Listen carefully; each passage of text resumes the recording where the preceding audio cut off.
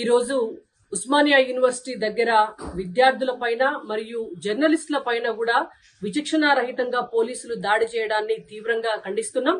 గత 10 సంవత్సరాల కంటే పూర్వం 2014 కంటే ముందు తెలంగాణ రాష్ట్ర సాధన సమయంలో ఆనాడు తెలంగాణలో ఉన్నటువంటి యూనివర్సిటీలన్నీ కూడా పోలీసు వలయంలో ఎట్లయితే చిక్కుకొని ఉన్నాయో, ఇవాళ తెలంగాణ రాష్ట్రం వచ్చి 10 ఏళ్లు దాటిన తర్వాత కూడా మళ్ళీ అట్లాంటి పరిస్థితి మనకు కనిపిస్తోంది. ఏ ఉద్యోగాల కోసం అయితే విద్యార్థులు ఆత్మ బలిదానాలు చేసి తెలంగాణ తెచ్చుకున్నారో ఆ ఉద్యోగాల కోసం 10 ఏళ్లుగా పోరాటం చేస్తున్న గతంలో ఉన్నటువంటి బీఆర్ఎస్ పార్టీ వాళ్ళని పట్టించుకోలేదు.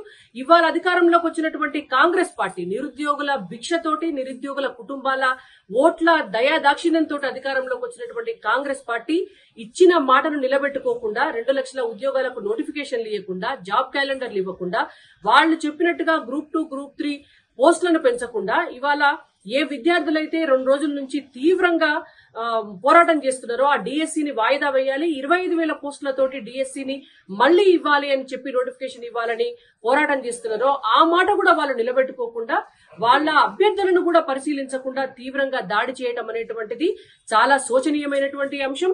విద్యార్థులను కొట్టడం అనేటువంటిది అమానవీయము, అప్రజాస్వామికం. అంటే ఇవాళ ప్రజాస్వామ్యానికి 4వ స్తంభమైనటువంటి మీడియా ప్రతినిధుల పైన దాడులు చేయడం కూడా ఆనాడు ఉమ్మడి ఆంధ్రప్రదేశ్ లో ఆనాడు ఉన్నటువంటి వలస పాలకులు చేసినారు. మళ్ళా అదే పని ఇవాళ కాంగ్రెస్ పార్టీ అధికారంలోకి వచ్చిన తర్వాత రేవంత్ రెడ్డి గారి పరిపాలనలో ఆ పని మనం చూస్తున్నాం.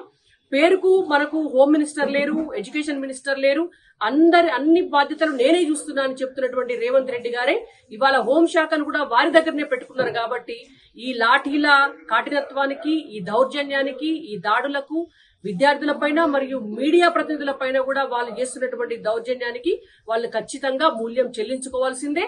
ఇవాళ విద్యార్థుల పక్షాన, వాళ్ళ జర్నలిస్టుల పక్షాన కూడా భారతీయ జనతా పార్టీ వాళ్ళ పోరాటానికి మద్దతు తెలుపుతూ జర్నలిస్టుల పైన జరిగినటువంటి దాడిని తీవ్రంగా ఖండిస్తున్నాం.